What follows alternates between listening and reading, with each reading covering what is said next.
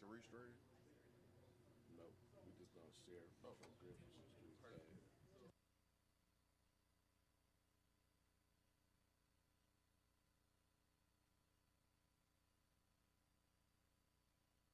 Good afternoon, everyone. We appreciate you for being here, and we apologize for the delay. If you know anyone that is planning to live stream, if you would let them know, today is going to live stream from Jefferson Street's page and not IMF's page, but we will make sure that we share it to the IMF page to make sure that they can watch it at a later date. It's good to see everyone, and let's go ahead and bow in prayer.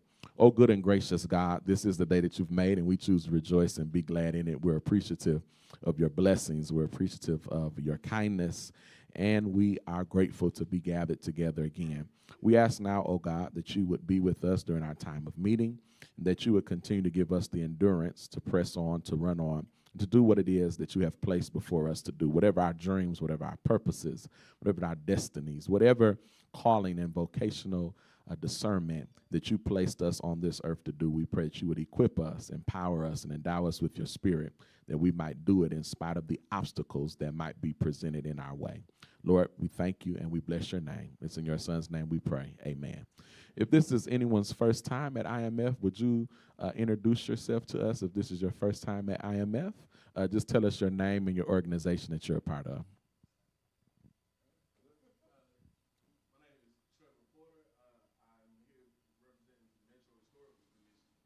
Wonderful. And we'll give you a few minutes in a few moments to make your announcement.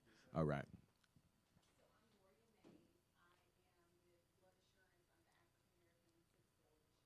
Wonderful. Pleasure to meet you. Anyone else first time? If you need to pay your IMF dues, you can see me at the end of the meeting. They're $150. We'll make sure that you are on track with your membership and current. Do we have any 60-second announcements? If anyone wants to share those, you can line up to my right, your left, and share those announcements, and then we'll move to our presentation today from our speaker. Hey, how are you? Good afternoon, everyone. I know, seems like the sun is shining and we're all kind of like don't know how to do anything now. But I appreciate y'all being here. As y'all know, Noah's having a Know Your Rights training for congregations tomorrow night, and Pastor Gordon's going to be giving us a short word at that training. And this is so congregations know what to do if ICE rolls up on your door. There's a lot of some questions that people have of like, what is a public space and what portions of our congregations are private, of their building are private. And so we'll be discussing that in detail, and we'll also have some family planning available, so like powers of attorney, things like that. So if we have directly impacted people in our congregation that need to do some family planning, tomorrow night will be the time to do that. We're going to have the Remix be part of our group that's leading that, and they've been doing this throughout Nashville, specifically in schools, so they're really great at doing family planning. Everyone is welcome, and hope to see y'all there. Good afternoon. I'm Byron Jackson from 15th Avenue Baptist Church. I stand personally to make an offering to you all as pastors and leaders of our community. So I am currently at Abilene Christian University working on a Master's of Marriage and Family Therapy.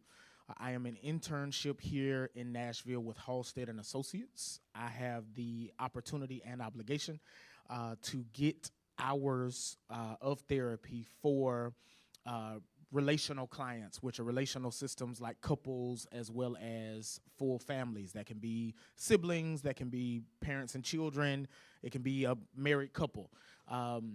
I am able to offer those at a heavily discounted rate. I am able to offer those at a heavily discounted rate, and I'm grateful to Halstead and Associates for allowing me to provide those services. And so if you have members of your congregation, if you or your family happen to need them, of course, it's a fully confidential situation, but I am able to offer them at a heavily discounted rate for the sake of gaining those hours. And so I do want to make that offering to you. If anyone has a desire, you can email me at baj23a at acu.edu. But I'll be around after the meeting so that anyone who desires to talk about that, you can share this with your congregation, or if someone comes to you for counseling and you believe that it may be beyond your scope of their needs or your abilities to provide those needs, I'm available to offer those services as well.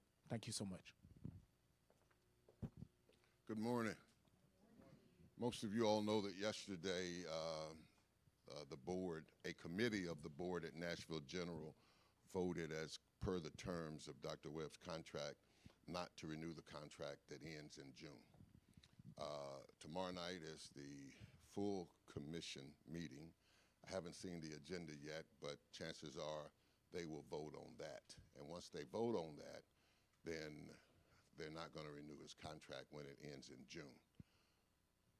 But I think where the rubber really meets the road is, and we were just talking about it earlier, this deal is over in 27.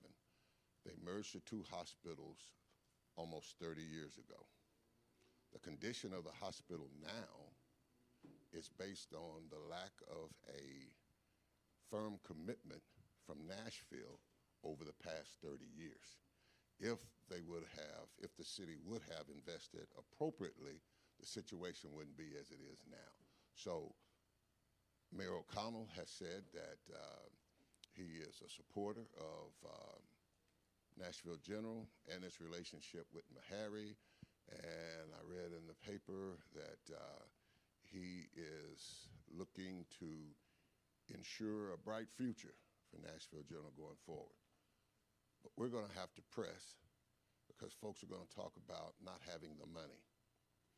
But if a long-term commitment and monies are not done now, it'll just continue to hobble along as it has. Nashville needs a good safety net hospital, and we're all going to have to weigh in at this point. The issue with Dr. Webb, to me at this point, and the issue with the hospital, I mean, we're going to have to come down on where we are and do whatever. But tomorrow night, you can sign up for public comment, and you can go over and let your position be known. But once they vote, that's what that is. But the future of the hospital and its relationship with Missionary as its index hospital, which when people of color were not accepted in most PWI medical schools, Harry was there. And they've tied their futures together. And we can, the funds are here. Just as the funds are all future funds that were done to develop the East Bank, the funds are here. And we're just going to have to exert our political pressure to ensure that there is equitable distribution of public resources. We did that on the East Bank for the poorest NFL family.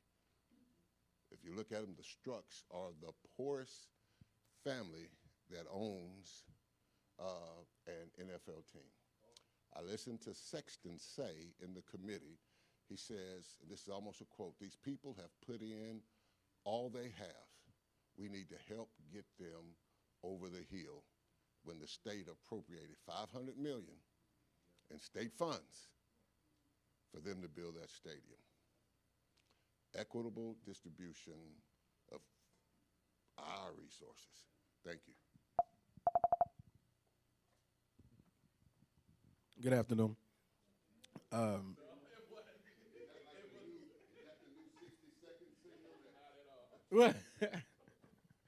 My name is Trevor Porter. I'm here representing the Metro Historical Commission.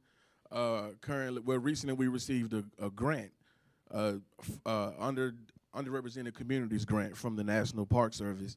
And with this grant, we plan to work on documenting African-American neighborhoods around in North Nashville and in Bordeaux, specifically those that were built around the mid-20th century, so the 1950s, the 1960s, and those that were built as a direct result of racially discriminatory real estate practices like the interstate and redlining and urban renewal, things of that nature. These neighborhoods were built specifically for that reason, and they're deemed historic in our community. And so with this grant, we're working to get nomination for these neighborhoods on the National Register of Historic Places. That way we will be stronger in preserving these neighborhoods, both physically and the story of these neighborhoods, why they're here, who created them, who lived there, and the history can live on through the years. But what we need, well, I have feet on the ground. We need field work, field surveys to be done. We need historical research to be done, and we need community engagement, because there are people in the community who exist that have a lot more in-depth knowledge about these neighborhoods than any of us have at the office, including myself. I'm actually from Memphis, Tennessee, so there's a lot I don't know. But I'm asking for your help in getting with the community and helping us out to get this information, this history written. So I do have some flyers with me, so if anybody wants to help, anyone has any information they want to give, the information is at the bottom of the flyer, and I do have some cards on me if you want to contact me directly, or the person who's over me, Caroline Eller, her information is on the flyer. So if you have any questions, I'm here, I'm available. Thank you for your time.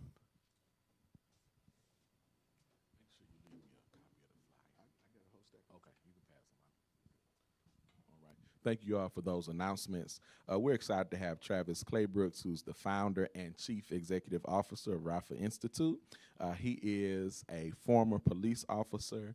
He is a former pastor. He is a preacher, and he has certainly made a phenomenal impact in the realm and area of restorative justice within our city. And so we're excited to hear about Rafa Institute, its current work, and how we in our community can continue to support it and partner with them. So let's welcome Travis as he comes. Thank you, Pastor Marvel. Thank you all for being here. Thank you for your time and attention. Rafa Institute, we've been around since 2017. Rafa is a Hebrew word that means to heal, to heal. And that really gets at the heart and soul of our mission. It is about helping communities to have the resources that they need to heal and thrive. We have 5 pillars that we think about: housing, healthcare, education, economic power, and strong social support systems. We believe that when people and communities have those things, they will thrive. When people have those things, they will thrive. When communities are structurally and systemically denied access to those resources, then there is a lot of oppression and suffering that happens. Our work at Rafa Institute is to address the systems and structures that prevent access to those things. We currently have 2 program areas that we focus in, and we intend to grow. But we have 2 current areas. One is our restorative justice work, and I'll talk a little bit about that. The second is our early education work. We train women, mostly black women, in MDHA properties to start home-based child care businesses to address the child care crisis or the lack of access to high-quality early education that exists in poor communities. But I want to talk today, this afternoon, about our restorative justice work. How many are familiar with restorative justice? How many have ever participated in a restorative justice process? We have 1 person. All right. Well, I'm going to share with us a little bit about what that is, what we do, how it looks. I'm going to share with you a little bit of the underlying principles associated with restorative justice and why we need it as a city, why we need it as a community. I have a few slides that I'm going to share with you, and the first is a video. I want to share with you that this may be somewhat charging to you emotionally, so I just want to give that a warning. The clip is about a 9-minute clip. It is the section of episode 6 of Justice USA, which is currently airing on Max right now. But it gives you a good picture of the work that we do. And Pastor, I don't know where the volume is on this, so if it's too loud, we can just be ready to. A deadly crash on I think The driver that killed him was 13 years old. This surveillance video shows the moment 71-year-old David Cheatham in the upper right-hand corner pulls out of the O'Reilly parking lot. When out of nowhere, this white car driven by a 13-year-old slams into him. After that, Janice got the call from police saying her husband was killed. I just lost it. I couldn't tell anybody. I was pushing buttons and I was just screaming. Why wasn't he in school? He is 13 years old. He should have been in school.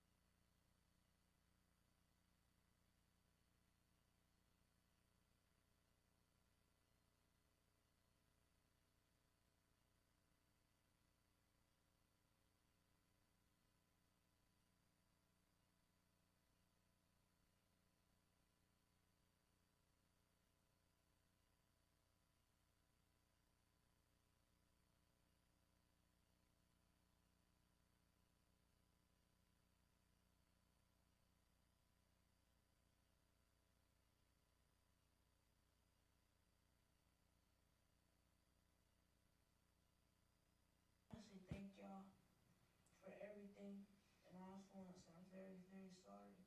I was in juvenile, and every day all I could say is, why him instead of me? Because I was doing it wrong, and I knew that. I'll for sure like honor y'all wishes because I did take one away. I will do everything in my power, and I will become a good man.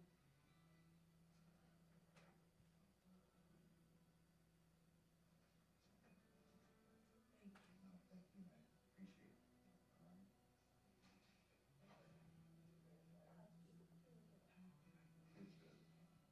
it. I feel a lot better. Something so catastrophic, the cheetah plan they can give me, they're amazing. It's like 1 in a million people that would do that.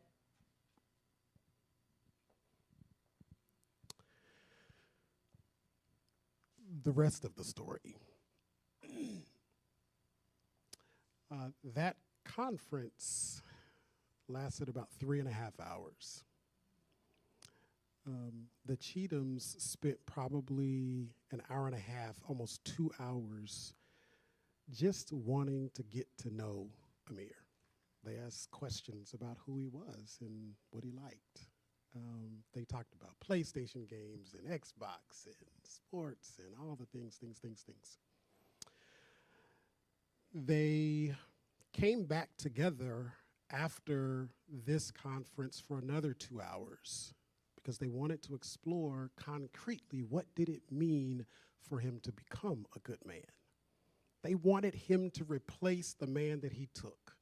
And they wanted to put some definition to that. What does that mean? And so they worked up a plan. Some things that they wanted to see him develop. They wrote on a board all the things that they felt that made Mr. Cheatham a good man. And then they asked Amir, pick 3 things here that you are already good at. And he selected those 3. And then they said, pick 3 things that you are not currently good at. And he and his mother were there, and they outlined those things. And they actually created some action steps that Amir would engage in and practice over the next few years that would help him develop into the qualities and characteristics and skills and competencies that made Mr. Cheatham a good man. Amir will graduate from high school this year. He is working with Slim and Huskies in a job training program. His mother has been able to move out of the slum that she was living in that gave Amir access to a person who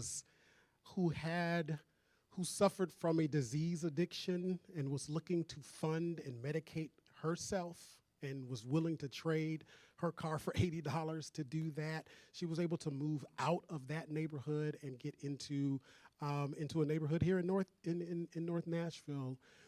We were able to support both of these families. One of the things I want to just point out to you is that the traditional legal process would have never permitted this kind of engagement.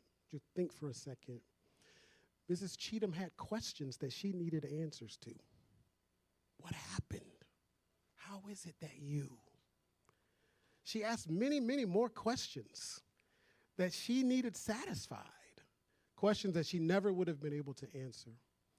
She needed something beyond a legal response to her trauma and to the loss that she had experienced. Those adult children needed something more than just punishment. They needed something that responded truly to what they were experiencing, the loss that they had experienced. They needed a process for that. We met with them week after week after week, and it was amazing to see their own transformative journey from horrible, agonizing grief and mourning as they were processing this to that moment where they were able to actually sit in the same space of the person responsible for it with the pictures, and they were able to talk about this and dialogue about this. It was amazing watching Amir, even himself, transform into, at 13 years old, you don't have a lot of insight into what you think and what you feel and what's going on in your head. And to watch him over the years mature, understand what it means to take responsibility and to be truly accountable for a harm that you caused. An amazing, amazing, amazing journey to watch. And since I'm in a space with ministers who are fellowshipping together, it is one of the most godly things you could watch. There are themes of confession and repentance. There are themes of deep hurt and deep pain. There are themes of sanctification, if we want to talk about transformation, change in your life. Many, many themes, which is why it's so attractive to me as a tool that is in our community. We are looking to. I had some other slides that I wanted to share with you, but I think I'm gonna pause. We've been doing this for 7 years here in Davidson County. We're expanding to Shelby County, Memphis. We are expanding into the adult legal system here, piloting cases hopefully this summer. We need to continue to encourage this in our community, because what we have found is that most people who are harmed by violence do not want punishment. Most people don't. In fact, what we hear is they never want it to happen to them again, first and foremost, and they never want it to happen to anyone else again. That's the second thing. That's what they want. The reality is that most people who go to prison are going to come back out, and they are going to go back 2 or 3 or 4 times. That is to say, the harm, talk about community safety and public safety, if incarceration made us safer, we would be the safest nation in human history. And we know that that is not true. We have more data on incarceration than we have on anything else. And we know that it does not work. In fact, it works very well at increasing harm. We bake into prison the drivers of violence. You think a person who's out here trying to meet their basic economic needs, they are going to try to do that in ways that typically are not legal if they don't have the right resources. Well, we bake poverty into prison. Violence. When I experience violence, I am more likely to cause it. We say hurt people hurt people. Well, we bake violence into prison. Well, you just look at Trousdale right now. Right? So we bake into prison the very drivers. And so when 70% of the people are going to come out, 80% of the people, 90% of the people are going to come out. They're going to come out with more. I want to pause there and just open the floor to some questions, to ideas, to thoughts, to what's in your head about this? What questions do you have about this? We'll pass the mic around, but I do have one question. How many cases are you able to manage at one time? Because it seems very intensive, and it's a time commitment to these conversations. So how many are you able to staff and do at one time? Yeah, on intense cases like this, you could handle about 5. Handle about 5 cases at a time. These cases normally last anywhere from 12 to 15 months. The more intense cases, the homicide cases, cases involving intense violence, loss of life, or the threat of loss of life. And so it becomes a matter of how many coaches can we hire to facilitate more cases. Now, having said that, the state of Tennessee spent about $2 billion housing people in prison last year. That's not including juvenile detention facilities or jails. They spent about $45,000 a person to house people. And they have to do that every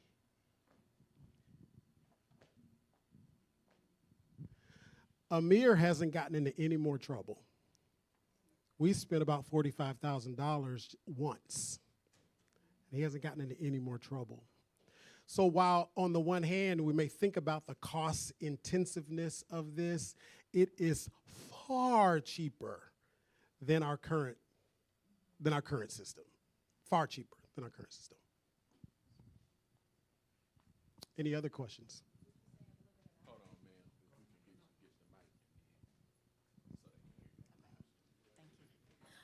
Would you say a little bit about your funding? Do you receive like federal funding or, funding from endowments, nonprofits, et cetera?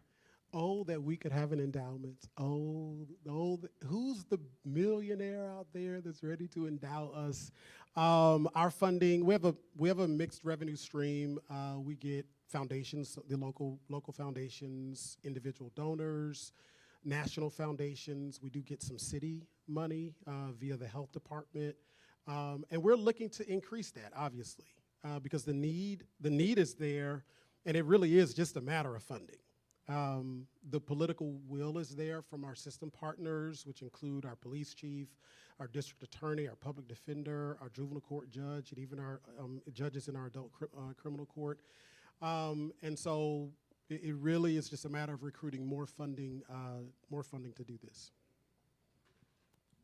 What are the other typical charges that might be involved? This was a homicide charge, but other typical ones, and also, do you try to find a match between the two sides? What determines whether you accept? Very good question, very good question. So the process, I'll start with the second question. The process is driven by the harmed party. The person who's been harmed drives the process. We say that this is a person harm-led process. And if you think about that, that makes sense. Because if I'm the person who's been harmed, the thing that has been taken away from me is my choice. I didn't ask you to kill my husband. I didn't ask you to take my car. I didn't ask you to rob me. I didn't ask you to break in my house. And so my power was taken away when you did that, right?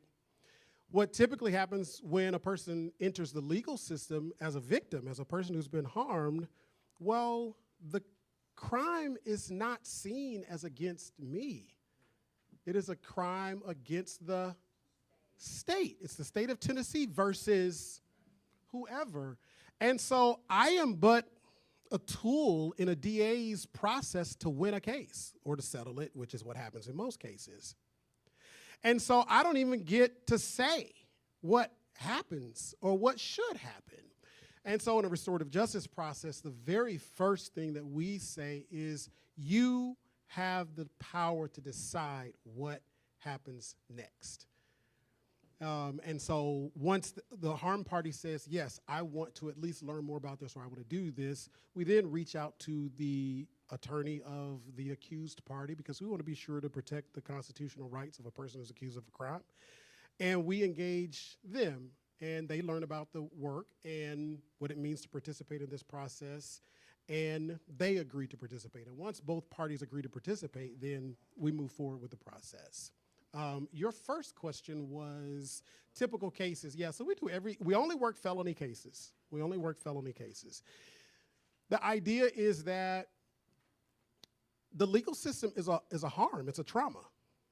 And so we want to address cases and people who would normally go deeper into the legal system to try to give them an off-ramp. Again, Rafa Institute is about creating systems as alternatives to our current systems that are oppressive and are harmful and don't work. And so we are increasingly moving towards cases where it's not only felony harm, but there's violence. There's violence involved in it. Other questions?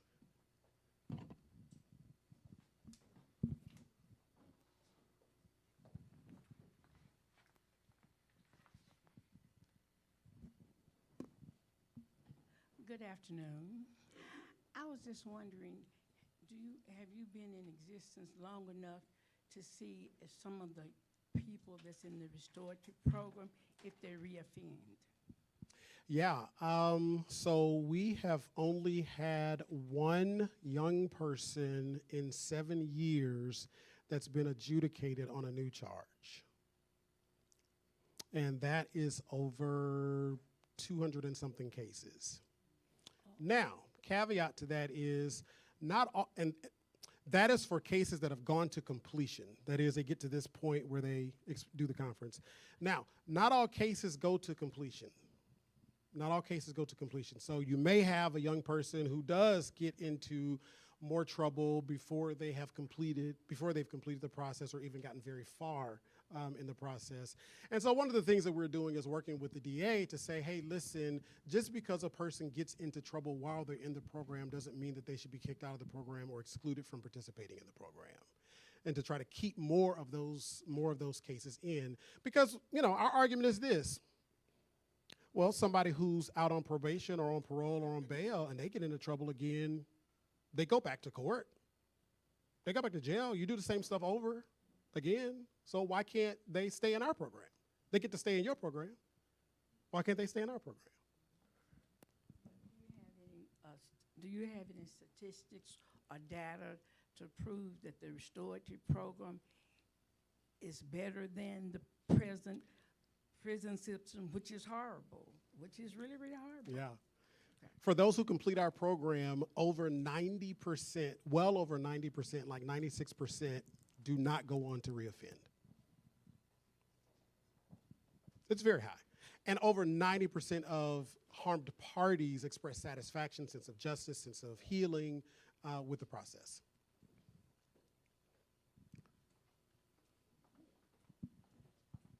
I see that juvenile tended to be easier, but it still had its own behind-the-scenes thing. Talk a little bit about what is it going to take to get into the adult system in earnest, and what are some of those roadblocks? Yeah. Currently, there are no roadblocks. We're working with the DA, we're working with the public defender, and we're working with Judge Khadijah Babb to actually pilot a case. The adult system is very different from the legal system in terms of legal process. And so you have a lot more legal barriers to process through, so you have to create a process that allows a case to be diverted, that preserves the rights of the person who's accused and at the same time engages the harm party. So those are some of the challenges. On, I just want to name who said that you're an adult when you're 18. I mean, who said that was true? I mean, who said that suddenly you should be treated differently because you're 18 and not 17, right? Insurance companies recognize that your brain ain't right until you get about 25. Rental car companies recognize that your brain ain't right till you're about 25. Brain science is telling us that something wrong with you until you get to about 20, till you get to about 25. So I want to strip away the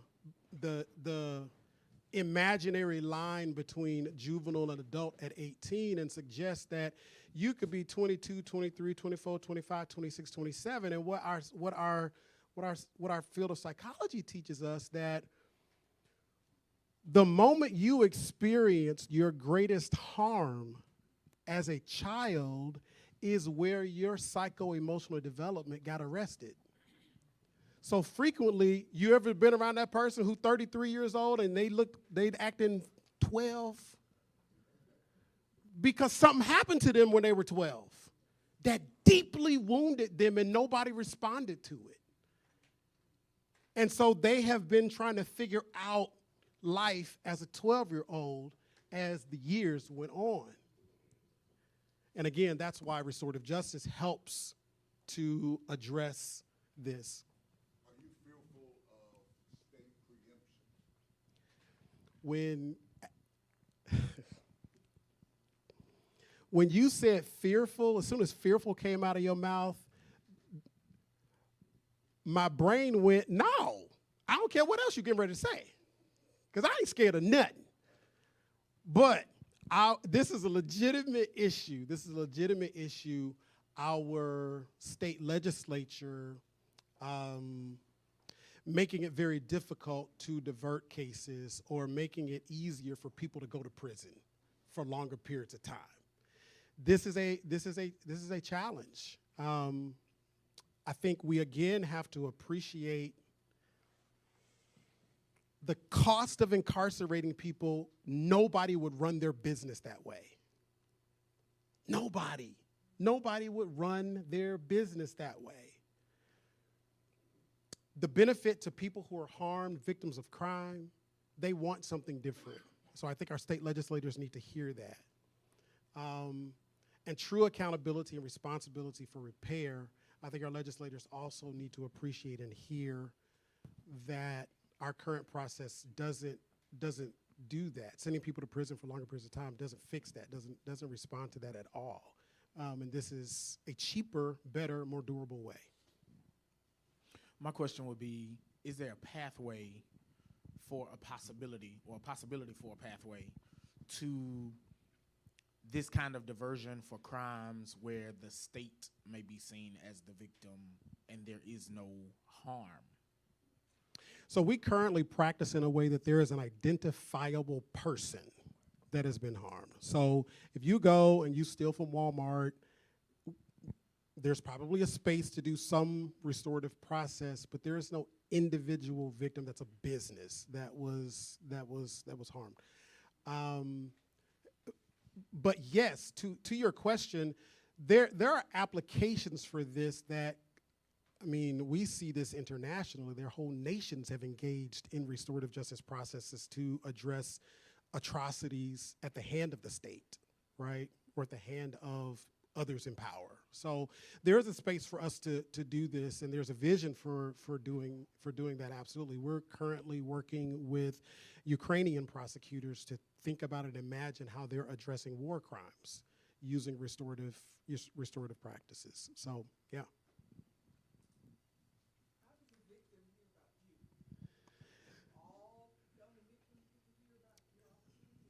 Yeah, that's a very good question. That's what we're working towards. We are working to make it so that every case, it gets to your question, Pastor Marble, so that every case that comes through the legal system has the opportunity to know that this is an option. They have the opportunity to decide if this is what they want to do. So that's what we want to see. We don't want to depend it on somebody saying you can do it or you can't do it, or a DA saying that, well, this one can do it, but this one can't do it, because now you start getting inequities, you get bias and so forth and so on. So we want to create a space where every person has the option. This does not work for everybody. It won't. Everybody's not going to want to participate in it. Everybody's not going to do it. Every person who's caused harm is not going to be in a space to where they feel that they can complete the program. Other people just want to see a person go to prison and punished, and, But for those who do want it, we want them to have the opportunity to participate in it. And how do people know about it? Eventually we want a space where, I think about our friends at Southern Movement, if you're familiar with Southern Movement Committee. They are looking at how do we engage restorative justice processes pre-arrest, right? How do we engage before the police even get involved? And I think there's a space for that, and we are certainly partnering with them and encouraging that. So part of it is just having these kinds of conversations. If you have somebody that that has experienced a crime, and tell them about it. Any other questions? Well, I appreciate your time and attention. I appreciate your questions. Thanks for thinking about this. If you have an opportunity, or if you're connected with a city council member, please encourage them to continue to support this. We believe that this is a job that our city should be supporting with city money, because we are performing a service that our government should be interested in seeing happen. It should be happening for the citizens of this city. And so give them a call. If you know somebody, give them a call and say, hey, keep funding this, fund it more. It needs more funding. Thank you so much. Thank you, Mr. Claybrooks, for your presentation and for the work that you are doing. We absolutely need restorative justice, particularly for our young people. And so thank you for the work of Rafa Institute. A few reminders today. If you have not yet paid your membership fee of $150, please do so as soon as possible. Also, next week we will be back here on Wednesday, and the Reverend Dr. Chandra Tolbert will be bringing the word on Wednesday for us, and so we look forward to being in this space. Thank you to each of you for attending today and for your presence. Can we go to God in prayer? Most gracious and loving Father, we just come again on this glorious day to say thank you. Thank you for being the God that you are, the God who sees us, who hears us, and who knows all that is happening in our lives and is concerned. God, we just thank you and praise you for being God. God, we thank you for Travis Claybrooks and his presentation on today. We thank you for the Rafa Institute and the work that they are doing. God, continue to provide for them, God, the resources that they need. God, continue to put the people in front of them where they can work with and to be able to help restore them back to be good citizens in this Nashville, Tennessee. God, we love you so much. We thank you for IMF and the work that she is doing. God, we just ask that whenever we leave this place, God, that we leave with you, knowing that you are with us and that you are walking with us. God, we ask that you give us perfect